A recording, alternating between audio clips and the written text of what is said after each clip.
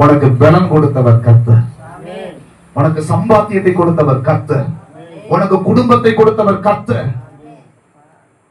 ஆண்டவர் சொல்றாரு, தம் பிள்ளைகளுக்கு முதல்ல கற்றுக் கொடுக்கிற வார்த்தை தான், உன் தேவனாகிய கர்த்தரை நினைப்பாயாக. இந்த வசனம் எவ்வளவு அழகாக நமக்கு சொல்லிருக்காரு பாருங்க. அவர் உள்ளத்தில் இருந்தது.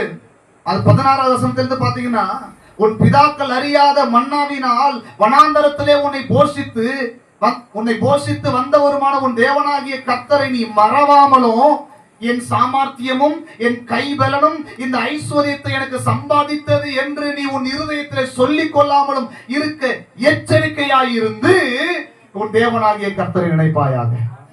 அவரே உன் பிதாக்களுக்கு ஆணையிட்டு கொடுத்த நம்முடைய உடன்படிக்கை உறுதிப்படுத்தும்படி இந்நாளில் உனக்கு உண்டாயிருக்கிறது போல ஐஸ்வர்யத்தை சம்பாதிக்கிறதற்கான பலனை உனக்கு கொடுக்கிறவர். சிம்பிள் தான். ஏன் என் ஆசீர்வாதம் அப்படியே இருக்குது? ஏன் என் ஐஸ்வர்யம் பெருகல? நான் கர்த்தரை மறந்துட்டேன்.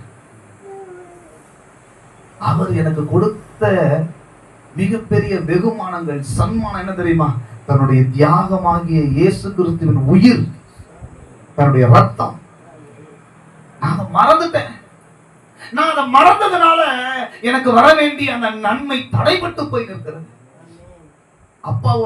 அப்பாவோட சிந்தனையில, மூளையில உங்களை குறித்து ஒரு பெரிய கோட்டை கட்டி வச்சிருந்தாரு. என் பிள்ளைக்கு இவ்வளோ பெரிய ஆசீர்வாதத்தை கொடுக்கணும், இவ்வளோ பெரிய நன்மைகளை கொடுக்கணும்னு சொல்லி ஒரு பெரிய கோட்டை கட்டி வச்சிருக்கும் பொழுது நான் என்ன பண்றேன்? அந்த கோட்டையை என் கையாலே அடிச்சிடுறேன். அதுதான் உண்மை. என் கர்த்தரை நான் மறக்கும் பொழுது பைபிள் சொல்றது, நீ உன் தேவனாகிய கர்த்தரை மறந்தால் உன் பிள்ளைகளையும் நான் மறப்பேன் ஆண்டவர் சொல்றார்.